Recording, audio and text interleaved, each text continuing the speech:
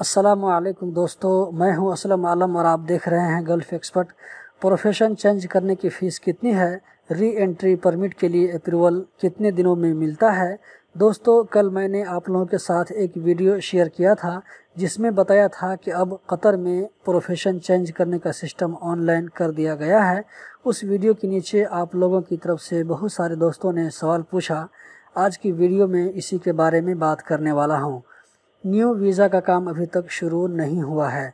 Profession change करने के लिए जो एप्लीकेशन डालते हैं, पहले पेपर डालते थे, अभी ऑनलाइन करना पड़ेगा। तो सबमिट करने के टाइम में कोई भी फ़ीस नहीं लगती है। टाइपिंग सेंटर वाले की जो फ़ीस होगी वही फ़ीस होगी। सबमिट हो जाने के बाद 2 दिन, 4 दिन, 1 हफ़्ता जितना दिन लगेगा अप्रूव होने में, उसके बाद आईडी चेंज करना पड़ेगा। क्योंकि आईडी चेंज करने से आईडी में नया प्रोफेशन मिल जाएगा। आईडी चेंज करने के टाइम में 200 रियाल जवाज़ात की फ़ीस है। अगर एग्रीमेंट बनाना पड़े तो 60 रियाल लेबर एग्रीमेंट की फ़ीस लगेगी। 200 रियाल प्लस 60 रियाल, बस यही फ़ीस लगेगी।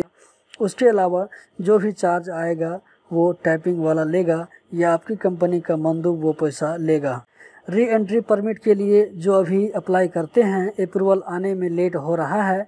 मेरा भी अभी तक नहीं आया है। मैंने भी कई लोगों का सबमिट किया है, लेकिन 15 दिन 10 दिन से ऊपर हो गया है, अभी तक अप्रूव नहीं आया है। किसी का रिजेक्ट हो गया है। अप्रूवल देना या न देना ये हुकूमत का काम है।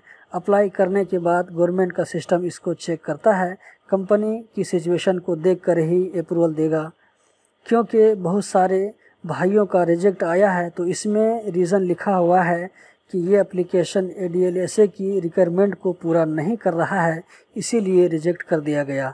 जब आप री एंट्री परमिट के लिए अप्लाई करते हैं तो लॉगिन होने से पहले टर्म और कंडीशन को एक बार आप ज़रूर पढ़ लें। उसमें ये सारी बात लिखी होती है कि मिनिस्ट्री को ये एप्लीकेशन अप्रूव करने का या रिजेक्ट करने का पूरा हक है। तो दोस्तों, जिन लोगों का अभी तक पेंडिंग में है, इंतज़ार करें, वरना आप 109 पर फ़ोन करके पूछ सकते हैं। दोस्तों, यही थी आज की वीडियो। उम्मीद करता हूँ ज़रूर पसंद आई होगी। वीडियो देखने का बहुत बहुत शुक्रिया।